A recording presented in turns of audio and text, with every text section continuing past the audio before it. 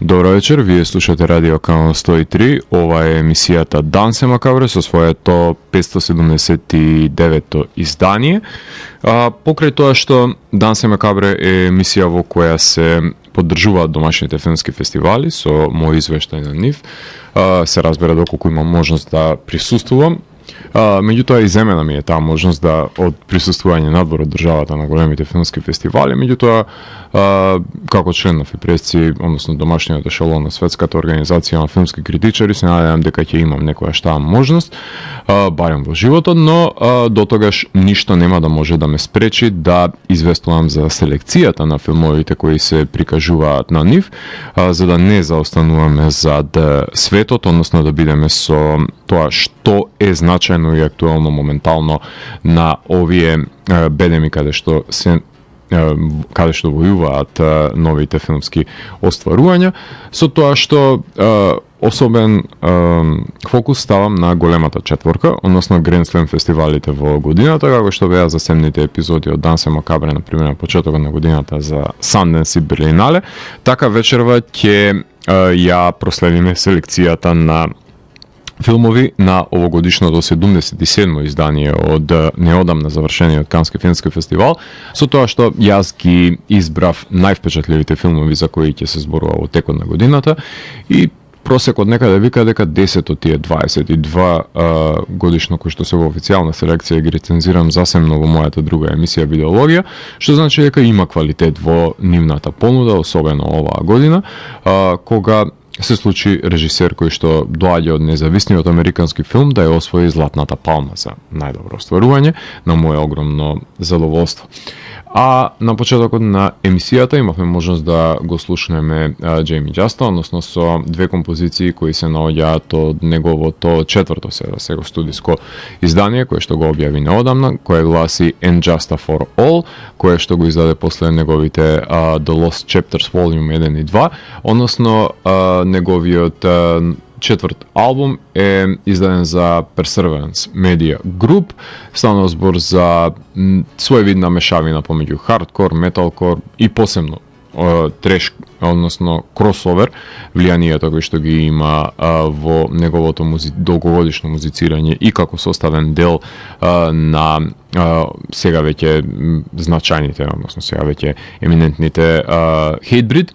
како и сите негови други проекти или гостувања кои што ги има, меѓутоа за потребите на неговиот соло албум викна други музичари да му гостуваат, како што е редот, така што од овој албум имавме можност да ја слушнеме композицијата Dacia Spray, на која што гостува Ник Петрино од бендот на Ди Снайдер, од Twisted Sister, и секако Create the Now, која што имавме да слушнеме можност претходно, во која што гостува вокалот на бендот Testament, односно Чак Били. Во продолжение од овој албум ја слушаме Suicidality, во која што гостува Фил Дамел, односно составен дел моментално од Керри Кинг проектот, односно поранешен гитарист на Machine Head, кој што имаше можност да свири во нашата држава кога настапуваше неговиот бенд, и ќе ја слушнеме на композицијата Assimilation Agenda, на која што гостува Стив Зетро Соуза, вокалот на Exodus. Така што слушаме двајца великани кои што му гостуваат на исто така моќниот вокал на Джаста. Дансе Макабре е емисија во која 15 сезони се зборува за уметно со бора против лицемерието, зависта и користолюбието, и тука уметниците се вистински херои, а не политичарите, и секој издание е на мала победа против шундот и апатијата. Целта на емисијата е да го доближи квалитетниот филм до секој слушател и да воспостави диалог помеѓу уметноста и реалноста, за да подобро го разбереме светот во кој живееме. Вечер имаме закажано полноќен тан со смртта по 579 пат. Јас сум Здравко Ѓерески, а ви останете со трансмисијата на Канал 103 до крајот на светот. Од 14 до 25 мај се одржа 77-то издание на Канскиот филмски фестивал и во овие 11 дена беа представени 22 филма во официјалната конкуренција за Златна палма, потоа премиери надвор од конкуренцијата, секундарна селекција која што е насловена како Uncertain Regard, авангардната есид селекција, како и селекција на кратки филмови, полноќните жанровски филмови, реставрации на класици, Cine Foundation, имерсивна компетиција, што би рекле, односно филмови кои што подразбираат да бидат работени во VR или во некаква си друга атипична технологија, како и Critics Week и Directors Fortnight, два многу важни сегменти од Канскиот фестивал, како и други помали селекции. Плакатот на овогодишното издание е инспириран од кадар од Рапсодија на Аугусто Акира Куросава, а почесна палма за оваа година добија, разбира се, животно дело Џорџ Лукас, Мерил Стрип и студиото Гибли, односно сето тоа што го има оставено за себе Мијазаки. И во таа чести беа прикажани дел од филмовите кои што се работени од оваа продукција. Грета Гервиг го предводеше главното жири, во кое што членува и Ебру Джейлан, и Хуан Антонио Байона, Лили Гладстоун, Ева Грин, Хиреказу Корееда, Надин Лебаки, од чиј вкус зависеше доделувањето на Златните палми. Ксавиер Долан го предводеше жирито за Uncertain Regard, односно втората по важна селекција на овогодишното издание. Лукас Донт беше задолжен за жирито за Квир палмата. За потребите на емисијата ги изгледа сите пресконференции кои што беа емитувани на англиски јазик, се разбира. Ислушав коментари од моите колеги критичари широм светот и го исчитав и нивното мислење, кои присуствувале на овој филмски фестивал, и правам својвиден пресек на тоа што сметам дека е привлечно за гледање, со оглед на тоа што стотици филмови беа прикажани и буквално ниту еден човек не може да ги изгледа сите филмови кои беа понудени на овој фестивал. Меѓутоа може да се направи значителна селекција со оглед на тоа што е поригорозен начин за добивање воопшто на карти на овој филмски фестивал. Дури имало поголемо обезбедување оваа година, колку што можев да дознам, со оглед на тоа што имало неколку закани за постоечки немири. И секако дека има ветерани режисери кои што се наоѓаат во изборот, така што има доста филмови од оваа година каде што се тажи по саканата. Таков е случајот во филмовите на Жанкше, на Копола, на Кроненберг, на Шредер. Има coming of age филмови и коментар за влијанието на социјалните мрежи на ликовите, како и филмови кои што треба да шокираат. Значи се врати својвиден нов француски екстремизам, има замав оваа година во тенденцијата која што ја зачна Жулија Докурно со нејзиниот филм пред неколку години, односно филмови кои што пред се имаат цел да изнудат бурна реакција од гледачот, и од друга страна го имаме филмовите, односно ги имаме филмовите каде што натурализмот е најсилната страна, кој што ги промовира пред се генералниот директор, односно извршниот директор Тиери Фирмо, кој ги е во тесна соработка со претседателката која што наследи раководството на фестивалот, односно Ирис Кноблох, од страна на Пиер Лескюр. Фестивалот го отвори Le Deuxième Acte, односно филмот The Second Act на Квентин Дупие, кој што беше надвор од официјалната конкуренција, односно тоа е артистот под името Мистер Уазо, кој што го знаете, кој за прв пат во неговиот живот дочека негов филм да го отвори Канскиот фестивал, претходно учествувал вон конкуренција или па бил во Есид, но мислам дека Леа Сейду и Винсент Ландон, што играат во филмот, помогнаа да ја обезбеди таа привилегија да го отвори фестивалот домашен метафилм за млада актерка која го носи нејзиното момче да се познае со семејството и започна да се крши четвртиот зид и да се дискутира што е глума, и дечкото всушност не сака да биде поеќе со ликот на Леа и сака да му ја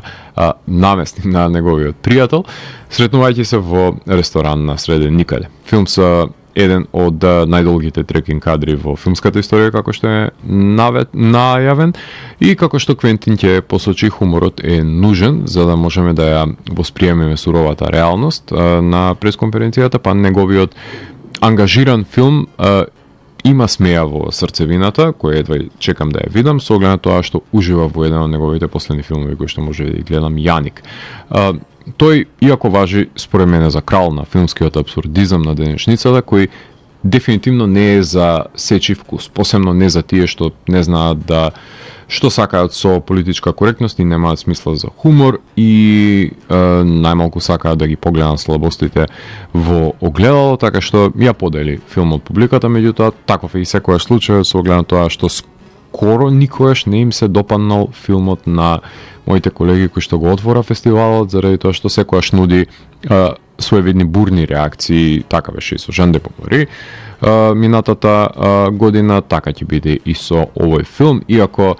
имам доверба во Квентин дека има направено пред се уникатно филмско остварување. The Apprentice, режија на Али Абаси, тој е режисерот кој што сними одличниот Бордер и кримиќот Холи Спајдер, кој ако не Себастијан Стен, ќе се нафати на лудата улога да оглуми Доналд Трамп. Во овој филм за него и неговата пред се работна динамика која што имал со Рој Кон, односно обвинителот од Њујорк во 80-тите години во САД, односно пред се нивната корелација на учител и ученик во растот на неговата империја со недвижнини, која се темели на корупција и измама, ама кога ќе вкуси Доналд моќ од договарањето на сделките, нема веќе враќање назад. Марија Бакалова, односно бугарката која што глумеше во Борат, ја глуми Ивана Трамп и секако дека не му се допаднала идејата на самиот Доналд да биде прикажан во ова светло и му се заканил на Абаси дека ќе го туши. Ќе видиме што ќе испадне од сето тоа. Студио Канал го дистрибуираат во Обединетото кралство. Прашањето е дали е близок до SNL скечевите, дали е реклама за Трамп, дали се оди во насотиите како што Абаси сакал да прави некаква си панк-рок филм од ова броманса која што се развива помеѓу двајцата. Не знам, многу прашања се отворија. Исто така филм кој што направи своевидна поделеност во Кан, особено со неговата нагла промена на неговиот карактер беше замерено за овој филм, така што ќе почекаме да го погледнеме доколку е дистрибуиран надвор од овој фестивал и доколку Трамп ни престане да ги тужи сите тие кои што сакаат да направат нешто за доброто на филмската уметност. Мотел Дестино, режисерско остварување на Карим Аноус, односно тој е авторот на Невидливиот живот на Евридика Гусмао, кој што играше и на домашните филмски фестивали, конкретно на Браќа Манаки. Го сними новиот филм Мотел Дестино, кој што е квир-еротски трилер, ноар, ситуиран во еден бразилски хотел, каде се изведува продажбата на сладострастие за пари, каде завршува по една сделка протагонистот, кој ќе донесе ентропија во хиерархијата на самата местност. The Match Factory ќе го дистрибуираат овој филм. Андреа Арнолд исто така го прикажа незиниот нов филм Bird. Таа е режисерката на Fish Tank, American Honey и The Cow. Со Бери Киган и Франц Роговски во главната улога, главните улоги што повеќе нели би посакале да глуми во еден филм на една режисерка која што ги има најбараните актери во ова coming of age дело за едно младо девојче кое доаѓа кај самохраниот татко да живее, кој не му обрнува многу внимание. Бери Киган е неговиот татко, а тоа е волно за забава и лудори, каде доаѓа елементот и на магичен реализам кој што го вметнува Андреа во ова дело. Филм кој ќе заврши на елитистичкиот муби и ќе биде тргнат од нивната архива, се разбира. Филм кој исто така имаше изнуди поделени мислења. Од една страна, дали Андреа се наклонува премногу на тој незин мизери порн, но може ли да работи филм со Бери и Франц воопшто, односно дали може да се состави функционална целина од овие хаотични фрагменти и нивниот различен метод на глумење пред се. Така што ова се прашања кои што очекуваме кога ќе погледнеме филмот да ни бидат одговорени. Емилија Перес е режисерско остварување на Жак Одиар, односно тоа е режисерот на Le Professional, Dexter, A Prophet, Rust and Bone, Depan, The Sisters Brothers, Paris 13 District. Ставам збор за музичка крими комедија со латино екипа, предводена од Зои Салдана и Селена Гомес, филм за жена која што ќе му помогне на лидер на картел да го промени неговиот пол, за да може да избегне од прангиите на властите и да му биде поблиску до семејството, неговите деца и да стане филантроп. па те ќе го дистрибуираат филмот, кој веќе освои 3 награди за најдобар саундтрак од страна на жирито и за најдобри актерки. Критичарите го обвинуваат дека не работи мешавината која што има направена, сваќајќи се сериозно, со оглед на тоа што ова е мюзикл, уште еднаш посочувам, нарацијата се пее во овој филм, ама ако тоа знае да биде проблематично и не знам колку ќе се третира како што сака да биде сватен овој филм, со оглед на тоа што е сериозна трансформација, уникатна пред се направена во ова транзиционо дело, така што се надевам дека има високи естетски вредности по кои што ќе биде запаметен. А филмот во кој што имам најголема надеж дека тоа ќе го оствари е мојот миленик Шон Бейкер, кој што го промовираше неговиот најнов филм Анора. Тоа е режисерот на Tangerine, на Florida Project и на Red Rocket, овогодишниот добитник Златна палма, кој доаѓа од независната кинематографија, кој сними драмедија за екзотична танчерка која се заљубува во син на руски олигарх. Кому нема да му се допадне избраничката и ќе допатуваат родителите за да ја поништат врската откако ќе се венчават тие во Лас Вегас. Неон се собственици на правата на филмот, кои за некое чудо секоја година ги обезбедуваат правата на победниците на Кански. Како што тоа претходно го направија со Anatomy of a Fall, со Паразит, со Титан, со Triangle of Sadness, едноставно сите филмови се во нивна собственост. Знаат да ги бираат победниците. Мајки Медисон го носи филмот на незиниот грб, не ја знаете од Once Upon a Time in America и од последната итерација на Scream. Филм за маргиналци, со многу комичен социјален реализам, што е ново за него, односно наклонувањето повеќе на комичните аспекти кои што секогаш ги имало во неговата кинематографија, меѓутоа тука ги има во поголемо мера. При потрага по исчезнат, односно се надзирува ова потрага и самиот град и самиот свет и не се согласувам како во случајот на Арнолд беше наклонување кон мизери порн, заради тоа што тој знае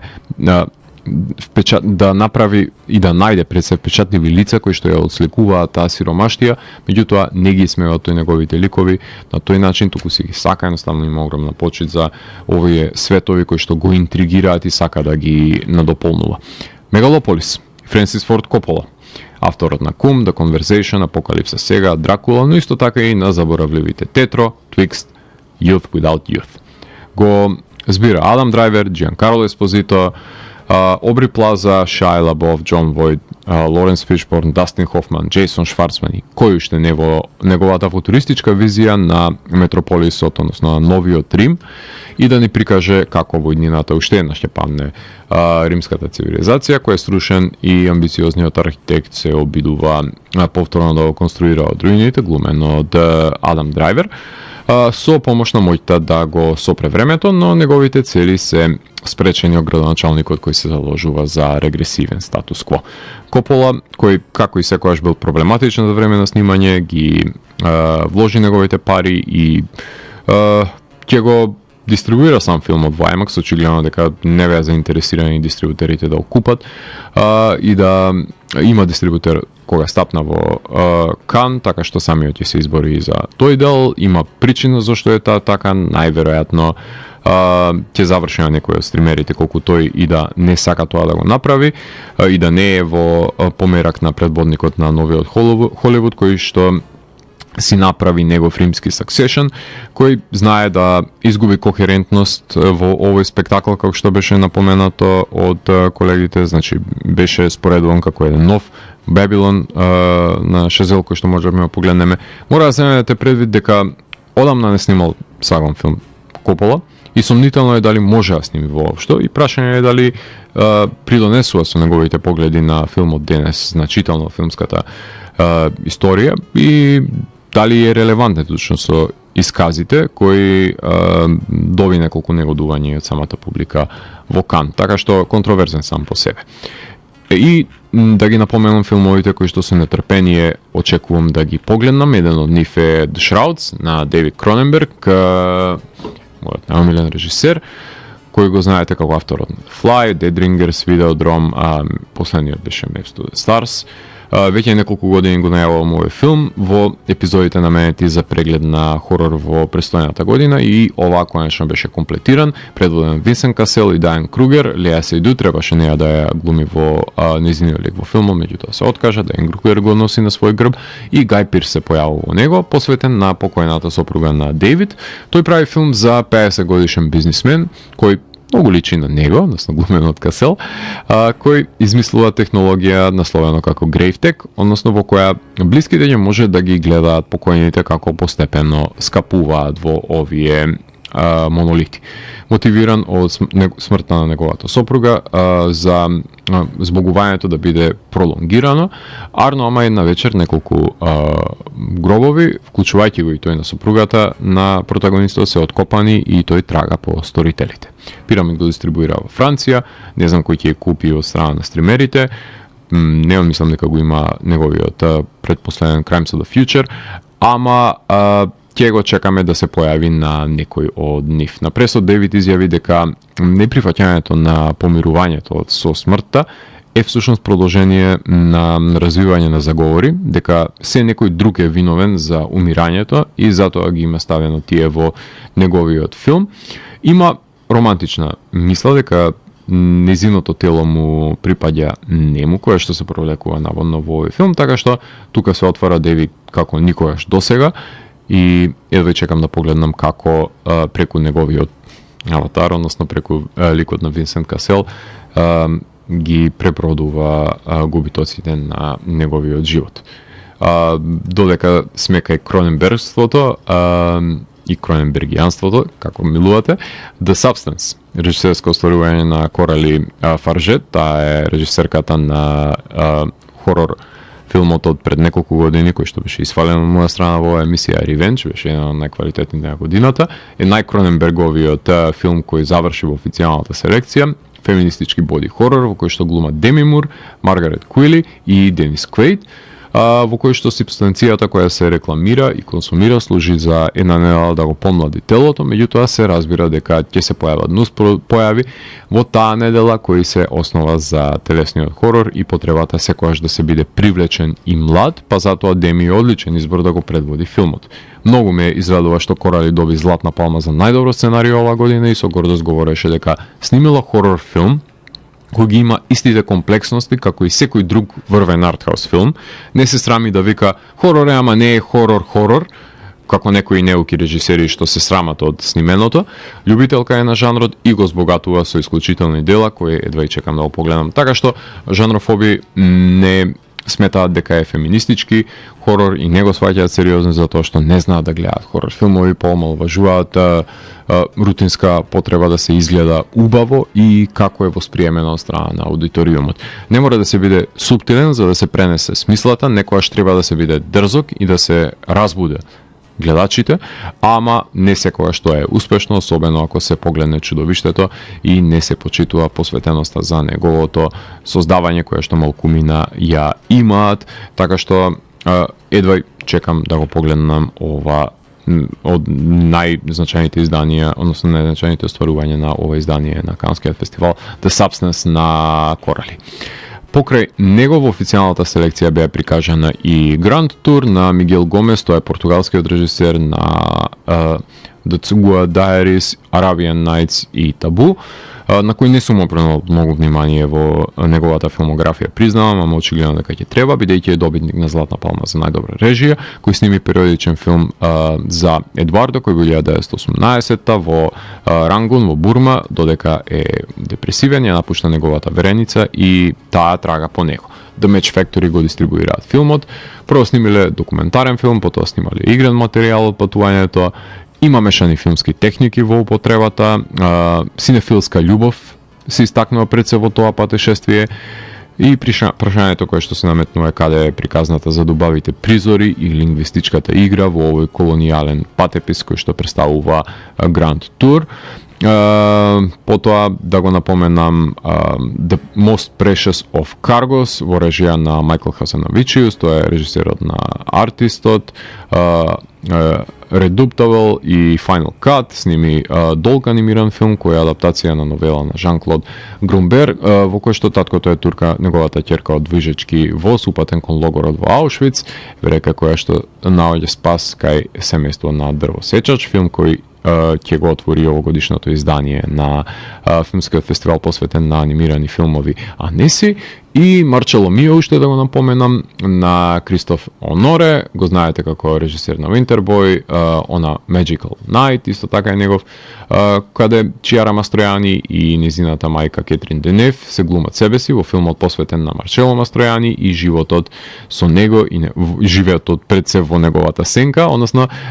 Чиара буквално се облекува како Марчело и почнува да се однесува како него и да го поприме пред се неговиот идентитет, не само неговата сенка. Адвитам го дистрибуираат овој интригантен потват за демистифицирањето на животот и делото на магот на италијанското актерство. Правиме тука кратка музичка пауза и во продолжение слушаме еден од моите албумски фаворити во изминатиот период, односно го слушаме хардкор панк бендот Noctlus, кој што доаѓаат од Кентаки и пријатно ме изненадија со нивното трето студиско издание, издадено за Pure Noise, кое што гласи You Won't Go Before You're Supposed To, односно издание кое што е моќно, експлозивно и агресивно и удира директно во вашето лице, издание кое што доаѓа 5 години по нивниот Different Shade of Blue, односно ќе слушаме неколку композиции од него, експлицитните Piece by Piece, мојот фаворит Suffocate, во кој што гостува Попи, и Slaughterhouse 2, во кој што гостува Chris Motionless. Потоа слушаме Compichrist, односно ги слушаме ветераните на индустријал сцената и Агротек, пред се бендот кој што доаѓа од Атланта, Џорџија, односно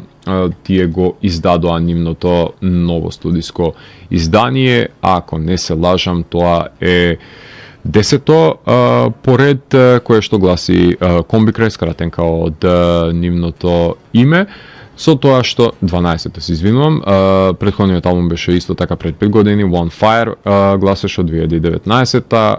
Compichrist е 12-тиот студиски потфат, од кој што ќе имаме можност да ја слушнеме Children of Violence и D4 Demonic, и како нивен контрапункт на нивниот антихристијански пристап ќе слушаме најхристијанскиот бенд за денес, односно слушаме нью металците POD, кои се исто така ветерани во својата сцена, кои го издадоа нивниот студиски албум Veritas, станува збор за издание на Mascot Records, ако не се лажам, ова е 11-ти нивен студиски албум, од кој што ќе слушаме со две соработки кои што ги има направено за него, кој што првата гостува Randy Blythe од Lamb of God и за композицијата Drop, и секако една од моите поомилени вокални изведувачки во денешницата, Татјана од Ginger, гостува на Afraid to Die. Така што продолжени слушаме Noctlus, Compichrist и POD, и потоа се враќаме утре да ви говорам нова тура на филмови кои беа прикажани во официјалната селекција на Канскиот филмски фестивал. Уживајте! Продолжувам со прегледот на филмските остварувања кои се најдоа во официјалната селекција на 77-то издание на Канскиот филмски фестивал, кој се составен дел од 579-то издание на Дансе Макабре. Ќе ви говорам за филмот Caught by the Tides, во режија на Џија Жанке. Знаете дека тој е авторот на одличниот Ash is the Purest White, претходно ги има работено Mountains May Depart и A Touch of Sin. Џија прави амалгам од снимки кои што датираат дури пред 22 години, вклучувајќи негови филмови, и прави една симбиоза на играна со документарна форма за девојка која настапува како пејачка и има љубовен однос со нејзиниот менаџер, кој што одлучува да се пресели во друга провинција и ветува дека кога ќе заработи доволно пари ќе повлече и неа таму, ама штом тоа не се случува, таа ќе почне да трага по него и ќе се сретнат дури во COVID. а действието започнало од 2001 година, така што 20 години трае оваа агонија. Секоја чест ако успеал да ги нанижи различните формати, но и да ја прикаже промената од масовни сцени во дамнина до самотната сегашност, низ трите периодизации во кои што е фрагментиран овој филм. Кинески бојхуд е наречен, односно филм одобрен за некое чудо од кинеските цензори. Патепис сличен како на филмот Grand Tour, за кој што ви говорев пред малку, ама ова е носталгија пред се за собствените филмови, значи една автореференцијалност има ставено во предимство на овој филм, иманентно, односно навнатре, а Grand Tour гледа носталгично нанадвор на развојот на пространствата во тој патепис кој што се прави таму, за разлика од патеписот кој што е составен дел од Caught by the Tides. All We Imagine as Light е режисерско остварување на Пајел Кападија, авторка на Night of Nothing, сними филм за две негователки со проблеми кои ги имаат со партнерите, кои одат на роуд трип во Бомбај до една магична шума за да си ги исполнат нивните сни, станувајќи еден од малкуте индиски филмови кои што освоиле грант при на фестивалот, а не па да биде составен дел од него. Фален за хуманата димензија пред се кој што ја поседуваат негователките, кој отскокнува, се разбира, сето тоа што го знаете од модерната индиска, се извинувам, продукција. Kinds of Kindness, режисерско остварување на Јоргос Лантимос, авторот на Dogtooth, Poor Things и Lobster, сними триптих со сегменти кои што се насловени The Death of RMF, RMF is Flying и RMF Eats a Sandwich. Во првиот вработен се ослободува од прангиите на шефот, во вториот маж се сомнеа дека неговата жена му, која е повратничка, во неговиот живот по исчезнувањето која доаѓа назад не е таа што се представува, односно на негова итерација на Body Snatchers имаме, и третата приказна е за култисти во потрага по жена со моќ да реанимира. Секој од актерите, односно Ема Стоун, Джеси Племенс, Маргарет Куили и Вилијам Дефо глумат по три различни лика и Хантер Шефер се појавува во крајот на во последниот сегмент на овој филм. Сршлайт ќе го дистрибуира, ама не знам дали ќе дотурка до Оскарите Лантимос овој пат, но затоа Джеси си изведе палма за најдобар актер на Канскиот филмски фестивал. Кога се омнибуси во прашање, мора да знаете дека нема виселопа на сите сегменти подеднакво во една антологија, да не бидеме мали деца, нема да има консистентност во која и да антологија ја погледнете, наликуваат на кратките раскази на Роланд Дал, се извинувам, Twilight Zone-овски филм е посочен за ритуалите на постоењето и телесниот храм. И едва чекам да видам како канибализмот го има вклучено во ова творба. L'amour ouf, односно Beating Hearts, во режија на Жил Лелуш, кој што сними романтична комедија, мюзикл за модерните Ромео и Јулија, во кој што Ромео оди во затвор за 12 години, ама ниту кастингот на Франсуа Сивил и Адел Ексарчополос нема да ме натера да дојде овој филм на ред за гледање со оглед на богатата понуда која што има Канскиот фестивал за оваа година. 3 километра студи End of the World на Емануел Парву, односно авторот на Микадо и Family, сними филм во кој што 17 годишно квир момче оди во романско село и е претепано. Па откако ќе се случи овој немил настан, тоа се менува процес со односот кој што го има момчето со најблиските во селото, односно филмот кој што беше награден од жирито за Queer Palma. The Seed of the Sacred Fig во режија на Мухамад Расулов, односно тој авторот на There is no Evil и Manuscript Stone Burn, сними филм за ирански судија кој е под постојан притисок и недоварва за време на политички протести, особено откако исчезнува неговиот пиштол, што значи дека се валкаат рацете во која се допира корупцијата, станувајќи трилер од семејна мелодрама, чембер драма се вика, односно. Ако повеќе сакате терминолошки да го ставиме во рамки овој жанр, кој, како и сите добри ирански режисери, е обвинет и осуден, па затоа бега од родната земја за да може да снима филмови. Затоа што во Иран религиозните фанатици кои раководат со земјата не се во ред во главите, па затоа во Кан му се додели секоја можна награда, од специјална палма до пресци, до екуменската црква која доделува наградата, односно актерите кои се покажани на фотографиите кои што најчесто може да ги погледнете од промоцијата, најверојатно се смета дека се исчезнати. Wild Diamond во режија на Агате Риденгер, ова е единственото деби остварување кое што заврши во официјалната селекција. Предводи 19 годишен лик кој живее на југот на Франција со нејзината сестра и мајка, која сака да биде славна и се пројавува на реалити шоу именувана како Miracle Island.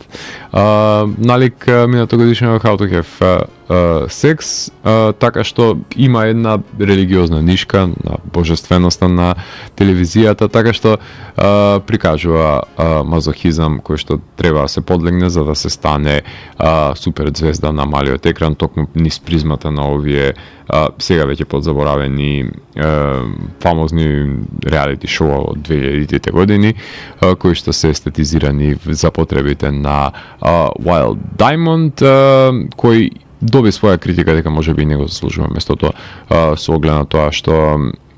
поблизок е можеби на coming of age филмови кои би завршиле во Uncertain Regard, меѓутоа се даде простор за Агате да биде составен дел од официјалната селекција, кој се надевам дека ќе направи значителен исчекор во подоснежната нејзина кариера. О Canada, режисерско остварување на Пол Шрейдер, авторот на Hardcore, First Reformed, сценаристот на Таксист. На Скорсезе адаптира новела Forgone на Расел Бенкс со Ричард Гир, Джейкоб Елорди и Ума Турман во главните улоги, мемуар за документарист кој се присетува дека избегал за Канада за да ескивира драфтување за Виетнамската војна, снимен од документаристи, негови студенти, ама не се заверување неговите неверодостојни спомени кои што и него и другите ги лажат. На хартија воопшто не се интересни филмовите на Шредер за гледање, ама кога ќе ги погледнам, па друга страна тешко и ги заборавам. Филм со флешбеци кои што се слични во манер на филмовите на Ерол Морис, со критика за повеќе различни гледишта во документаристиката, кои што, например, ги нема. Исповед како коментар против лажни активисти може да се земе како лајтмотив на овој филм. Лимонов, The Ballad, во режија на Кирил Серебреников, авторот на Лето, биопик за дисидентот Едвард Лимонов, кој претходно Павликовски требало да го режира сценариото кој што го направил од адаптација на книгата, меѓутоа го изгубил интересот, па Серебреников го надополнува екранизирањето за турбулентниот андерграунд поет и бунтовник за болшевиците. Бенуин Шоу, да видиме каков панкерски Лимонов креирал со неговиот перформанс. Уште да ги напоменам Партеноп во режија на Паоло Сорентино. Мајко мила, Папата го знаете од HBO ТВ серијата, односно новиот Папа. Негови се Hand of God, Loro, The Great Beauty. Во Партеноп глуми Гери Олдман, филм кој е предводен од истоимена хероина, како и називот на самото дело, која треба да биде олицетворение на градот во Италија, ама не ќе да е сирена, така што може да очекуваме на романтизирана фетишизација на италијанското крајбрежје со понекоја убава девојка или убаво момче кое што се надеваме дека ќе биде разголено во него. Први 30 години од девојката која ја бива по антропологија, сирена е која бира какви мажи ќе спијат со неа, односно го прикажува Неопол како заодливо и опасно место, исто како што е жената, ама дали дава романтизиран поглед на градот, така како и секогаш во неговите филмови, треба да се погледне тоа со сомнеж и да видиме што Сорентино ново има да ни каже што претходно го нема кажано. А нешто што исто така со нетрпение очекувам да го погледам е The Girl with the Needle, во режија на Магнус фон Хорн, кој што го сними прекрасниот Sweat од пред некоја година и претходно го има работеното Hereafter. Сними периодичен хорор филм за жена која што е своевиден ангел на смрт, односно тензичен филм во кој што преку бремената девојка е запознаваме дека е од помош на негователка во дом за посвојување деца, која што се соочува со фрлање на будниште на несаканите бебиња од мајки кои ги даваат на посвојување, меѓутоа се лишени од живот од страна на негователката. Така што ќе очекуваме да се појави на Муби овој ахроматски филм, работен во академски аспект, значи тензичен и предсе клаустрофобичен, дистрибуиран преку Мечкат во Меч Factory, се извинувам, во на големото платно, кој се надевам дека ќе имам можност да го погледнам на некој од домашните фестивали, дека ќе се освести и ќе го земе овој филм снимен на хроматски за да биде агонијата нели поголема со една од актерките која што глумеше во Queen of Hearts. Правиме тука кратка музичка пауза, во продолжение ги слушаме Дат, односно ќе слушнеме со композициите No Rest No End, каде што гостува Спиро Дусијас, и Hex Unending, каде што гостува Ден Sugarman и Iceland Kills, односно се две композиции кои се наоѓаат на ако не се лажам, петото студиско издание, кое што доаѓа по нивниот истоимен албум 2010-та, нивниот нов албум го носи насловот The Deceivers, од кој што ќе слушаме овие две композиции, потоа откако ќе ги слушаме композициите на овој death metal бенд со влијанија од прогресивната метал сцена, меѓутоа и оркестрација кој што вметнува во својот звук, одиме еден степен поагресивно, односно остануваме се уште во САД, ако Дат се од Атланта, тогаш The Last of Lucy доаѓаат од Калифорнија, односно од Хантингтон Бич. Станува збор за бенд кој што на почетокот на неговата кариера беше поблизок до меткор сцената, меѓутоа денес се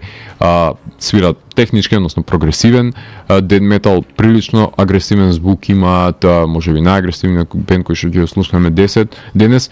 од нивниот трет студиски албум Godform, кој што излезе неодамна за Transcending Obscurity Records. Ќе имаме можност да ги слушнеме композициите Wormhole и Imperial Banisher, односно кој што се наоѓа на новиот албум на The Last of Lucy, и за крај ќе слушнеме една композиција Architect, ќе слушнеме од Blaze of Perdition, станува збор за полски black metal, нихилистички, окултистички и мизантропен бенд кој што го издава нивниот шести студиски албум кој што гласи Upharsin. Најагресивните бендови за денес ги слушаме во продолжение и потоа ќе се вратам за да продискутирам за преостанатите категории на филмови кои што беа емитувани, односно има своја премиера на Канскиот филмски фестивал, надвор од официјалната конкуренција. Во досегашниот тек на 579-тото издание на Данси Макабре ви говорев за филмовите кои што беа составен дел од официјалната селекција на Канскиот филмски фестивал, односно кој се одржа изминатата недела во своето 77 издание, а во завршниот дел од емисијата сакам да посветам внимание, се разбира, и на другите селекции, како што е секундарната Uncertain Regard, која што главната награда ја доби филмот Black Dog, односно режиран од Гуан Ху, кој што е авторот на 800 и на The Sacrifice, кој сними филм за поранешен каскадерски мотоциклист Ланг, кој што се враќа во својот роден град на периферијата на пустината Гоби, каде бил локална славна личност пред да заврши во затвор. Сега живее таму со неговиот татко и Ланг мора да го избегне злобниот локален гангстер имено како мафијаш, односно имено како Касапот Ху, кој има за цел да му се одмазди на Ланг за неговата улога во смртта на неговиот внук. Ланг одлучува да повара награда за едно куче како дел од програмата за отстранување на несаканите животни во подготовка на летните олимписки игри од 2008 година во Пекинг и на крај склучува пријателство со кучето кое што не сака да се раздели. Покрај овој филм, извикани беа и филмовите The Damned во режија на Роберто Минервини, филм за баналноста на војниците кои што талкаат низ дивината,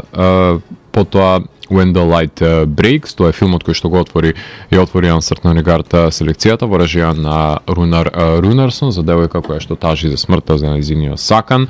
по настанувањето на катастрофата,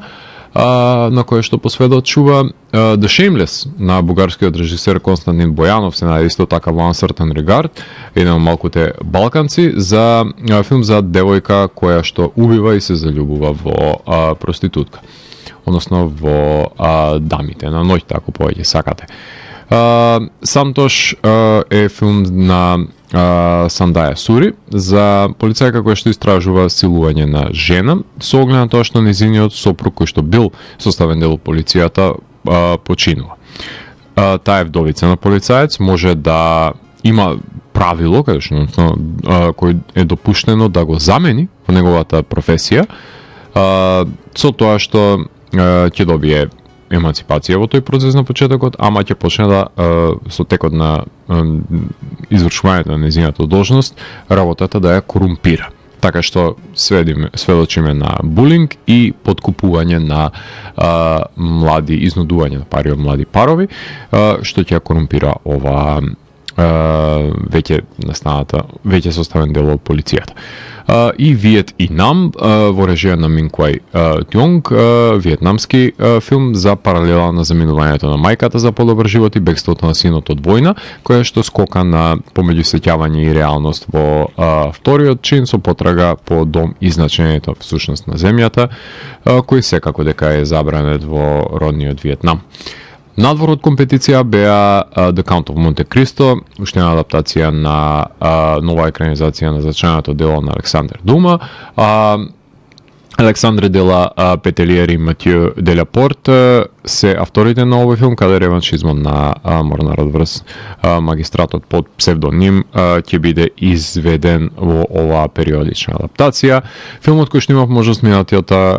ноќ да го гледам, токму во ова време, на големото платно, Фуриоса, Mad Max Сага, во режија на Џорџ Милер, составен дел од Mad Max серијалот, кој сними приквел, односно спин-оф на Mad Max Fury Road, со действие кое се случува 20 години претходно, каде што Фуриоса, како млада, е киднапирана од страна на Дементус, кој ја убива незината мајка и откако таа ќе се ослободи од него, таа ќе почне на потрага по него за да се одмазди за убиството на мајка си, така што и во нашите кино може да се погледне Ања Тейлор-Џој како како млада итерација на Шарлиз Терон и Крис Хемсворт во една за мене неочекувана, меѓутоа успешно доловена егоцентрична антагонистичка улога, кој беше еден нејзин антипод кој има неколку значајни констатации да истакне дека посегнува по оружјето од рефлекс некако надеж за негово спасение, со оглед на тоа што овој филм се разликува од Fury Road по тоа што безнадежноста токму ја е посочена во постапокалиптичната дистопија што Mad Max треба да представува. Значи не е бомбастичен и без разлика на тоа што има прекрасни сцени со илјадници моторцикли и камиони низ пустина кои се убиваат милиони сведоци за кои жртвуваат нивниот живот за да биде еден истовар изведен од еден крај до друг. Меѓутоа пустелијата и безнадежноста пред се во овој филм најдобро демонстрираат за тоа дека нема спасение во постапокалипсата, се грабаат и последните тронки надеж за преживување и последните елементи кои што може да го возможат тоа и едноставно во оваа пустелија човекот е ништо и никој. Покрај овој филм, надвор од компетиција бе прикажан и Horizon, American Saga, првиот дел на кој актерот и режисер Кевин Костнер решил да ги сними во 4 дела на Вестерн сага за американската граѓанска војна. Не знам кој ќе ги гледа, јас сигурно не. Еден од нив трае 3 сати, најверојатно и останатите ќе траат по 3 сати, во кој што глумат во првиот дел Сиена Милер, Сем Вортингтон, Джовани Рибези и Джеф Фахей. Rumors во режија на Гај Мадин, кој што го знаеме како авторот на Кихол, Green Fog, The Forbidden Room, заедно со неговите константни соработници Еван Джонсон и Гейлен Джонсон, решаваат да снимат црна комедија и ги собрале Кейт Бланшет, Алиша Викендер, Златко Бурич, Чарлз Денс да глумат комисари на Г7, собрани да дадат некаква симлитава изјава за светската криза, ама ќе се загубат насреде магла во шума, доста буњарски, и ќе бидат прогонети од мумифицирани луѓе во мочуриштето, односно чудовишта и джиновски мозок, како и бот со вештачка интелигенција за лов на предатори, така што има празна реторика на флоскули колку ви душа сака, значи сапуница амалгамирана со хорор комедија. Не е за џабе Ари Астер продуцент на филмот, кој што го носи наслов според култниот албум на Fleetwood Mac, и да не го заборавам She's Got No Name на Питер Чен, тој е авторот на He's a Woman, She's a Man,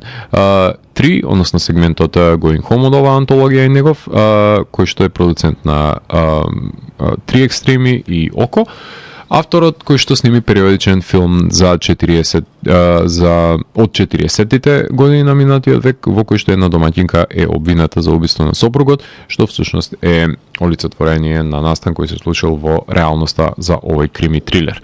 Во полноќните проекции секогаш наменети за жанровскиот филм, каде акцентот во минатото беше ставен на хорор филмовите, а оваа година хорор филмовите беа распрскани во сите категоризации, меѓутоа акцентот па беше ставен за азискиот акционен и ноар филм, во кој што имаше 4 филмови во оваа селекција, The Balconettes, во режија на Ноеми Мерланд, која едва чекам да ја видам во ремейкот на Емануела, која ја знаете од пред камера од Portrait of a Lady on Fire, режира хорор комедија за 3 девојки во летната жега на Марсеј се спредашат со фантазиите на соседот, додека играчката не замине во плачка. The Executioner во режија на Рио Сенг Ван, авторот на Escape from Mogadishu, јужнокорејски крими трилер за ветеран полицаец кој што му помага на новелијата во полицијата да се справи со серијски убиец. The Surfer во режија на Лоркан Финеган, австралијански филм во кој што Николас Кейдж се преселува во родната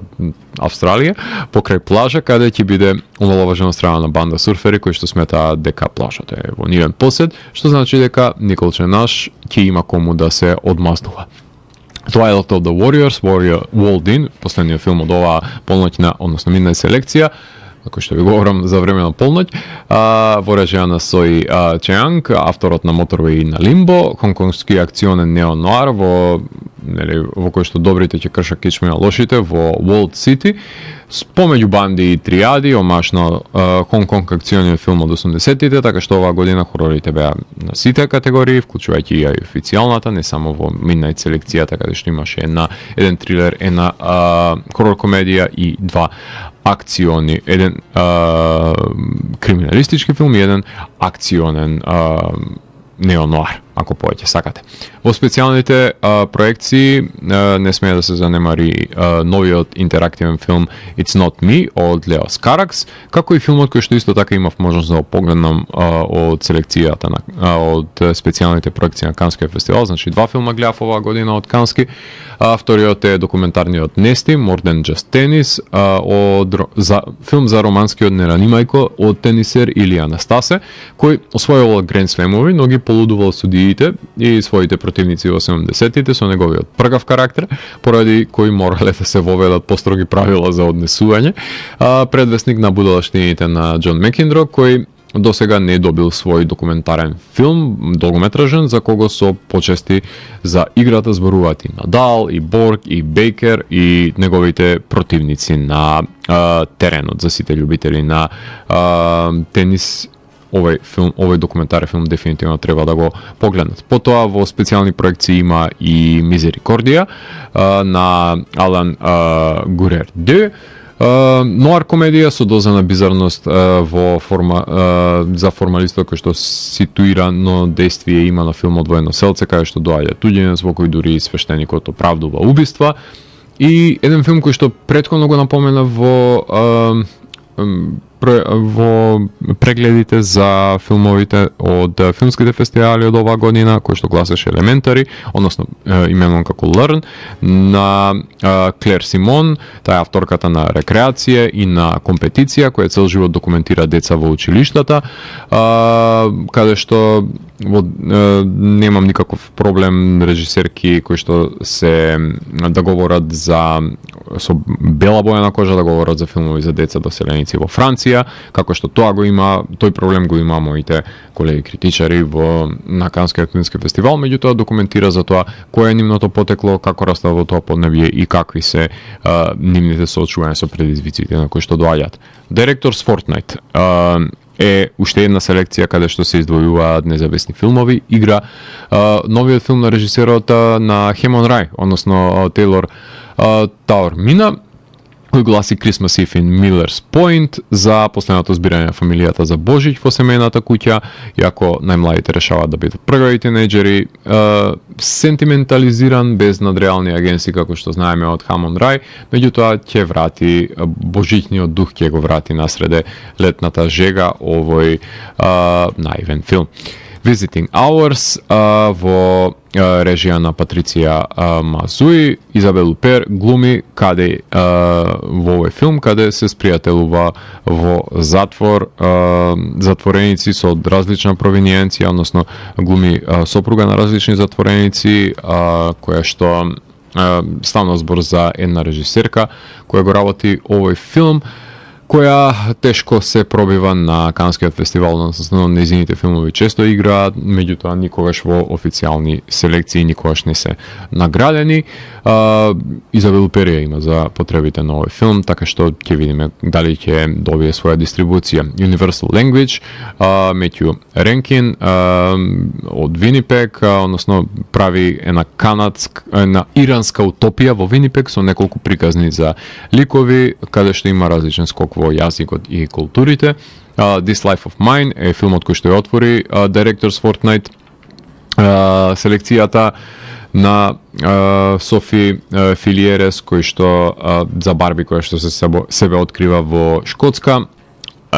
Ефус, исто така да го напоменеме, на Карсон Лунд, филм за бейсбол играчи од Нью Ингланд, уште едно понаивно остварување, и Туалента Нон на Махти Флейфел, палестински филм, ама